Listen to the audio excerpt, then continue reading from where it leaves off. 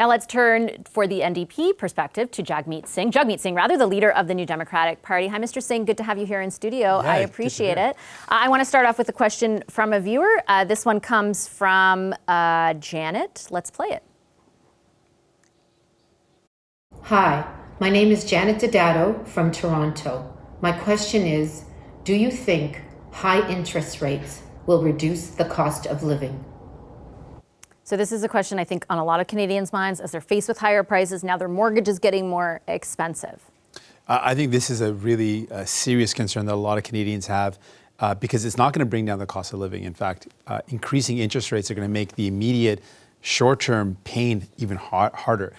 Mortgage payments are going to go up, car payments are going to go up.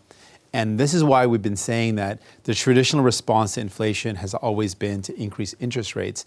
And it'll lessen demand, certainly, but it's going to increase the pain. And so we said it can't be the only response. And right now that seems to be one of the major responses. And we're saying what we need to do to lessen the brunt of the impact of increased interest rates, in addition to the cost of living already being so high, is to send money directly to people, but to redistribute money in the system that's already there. We've relied on some economists that have suggested not injecting new money, but using the windfall of the increased revenue from the inflation that the government's currently enjoying, as well as corporations who have increased their profits and contributed 1/4 to the current inflation just because they increased their profits beyond the increased costs. So if we tax those corporations and we redistributed that money back into people's pockets directly with about $1,000 as we're proposing, that'll help people now. I mean, as two things in that I have a follow-up questions on. The first is, as you know,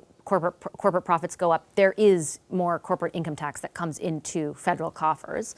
The second is, how do you know that corporate profits are responsible for 1/4 of inflation? Because I think that's assuming a lot about the sort of makeup of those profits. Well, we looked at a number of economists who've reported that, and we looked at the current profit margin of corporations across the country. And we've seen they're making record profits in a variety of sectors. And their profits are far beyond an increase simply in cost, because there's a legitimate increase in cost based on the cost of gas going up, but they're making record profits. We looked at corporate grocery stores, big box retail. We're looking at the overall corporate sector in Canada, and profits have gone up significantly. And economists have pointed directly to this corporate greed as contributing 1/4 to the current inflation. And so we're saying that is something we need to tax the excess profits on. We need to use the GST windfall and redistribute that money back to Canadians who need it, to working families, to people that are feeling the brunt of this impact. I think you're talking about the David McDonald study for the CCPA, and I guess my question on that is around whether or not, I mean, there's a lot of speculation. There's nothing that demonstrates exactly the source of those profits, but at the same, so I think there is a discussion to have about the sort of factual nature of that. But at the same time, I will tell you, we got so many questions from people who are asking about corporate profits, and in particular, if the government will consider extra taxes on them, or if something should happen. Are you, like, when you talk about redistribution, do you mean extra taxes and then moving that money, or just take the extra money that's already come in and move it towards people? No, we mean extra taxes, just like we did. Is that necessary, I guess, though? Just because there's already, as I think Dan Albus was pointing out, GST revenue has increased by quite a bit. Absolutely. So for the GST tax credit, which we're proposing, we increase that by double. We can use the GST windfall as inflation has meant that GST revenues have gone up. But for the corporations that are making record profits, we're talking about oil and gas companies like Imperial Oil, who've seen a 30-year high profit. We're talking about corporate grocery stores that are making huge profits. We're proposing to do what the Liberals have said that they'll do for banks, which we push them to continue to follow through on.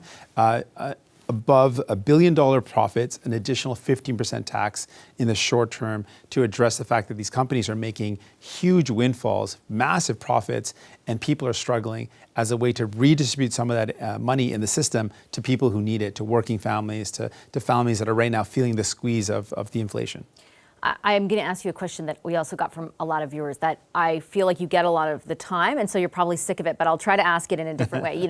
Everyone sort of says, well, then why did you make this deal that props the Liberals up, that allows them to put forth these policies or not consider policies that you think are worthy?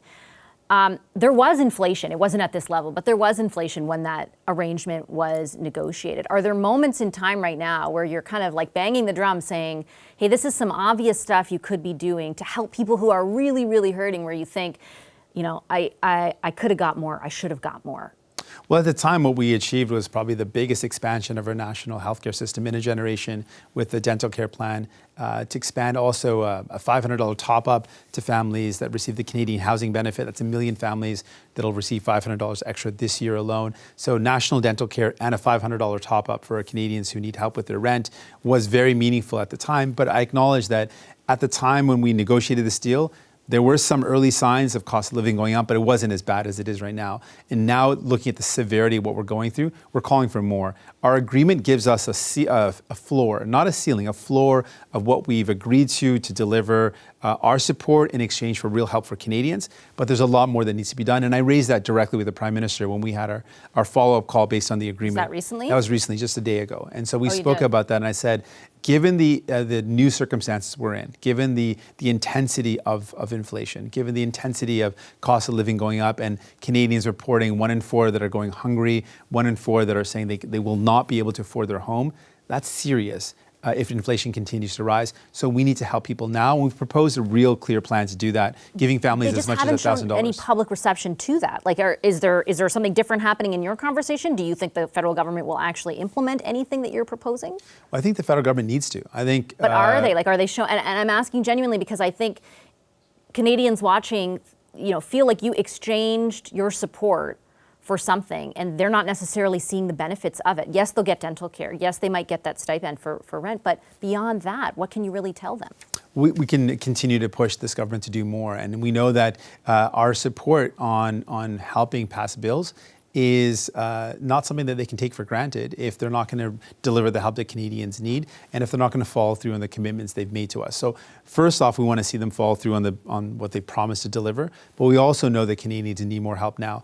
And if Justin Trudeau and the Liberal government refuse to give people the help they need now, when people are hurting, that is the fault of the Liberals. We're demanding. Is that a action. line for you? And I know you guys hate that red line question, but I'm very genuinely curious. Like, do you tell the Prime Minister, if you can't help people with this cost of living crisis, you don't have my support anymore? Well, we have levers, and we're going to use those levers to make sure we get help to people.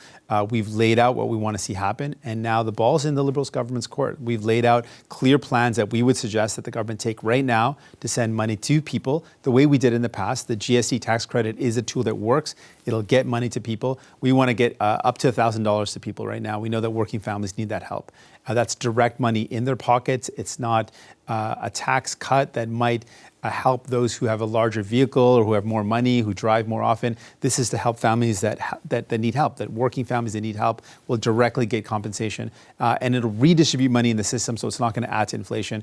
And that's what we're calling for. Okay, Mr. Singh, I have to leave it there. I'm out of time. Thank you very much for your time. Thank you. Jagmeet Singh is the leader of the NDP. Hi, I'm Vashi Capellos, host of Power in Politics. See more of our show by subscribing to the CBC News channel or click the link for another video.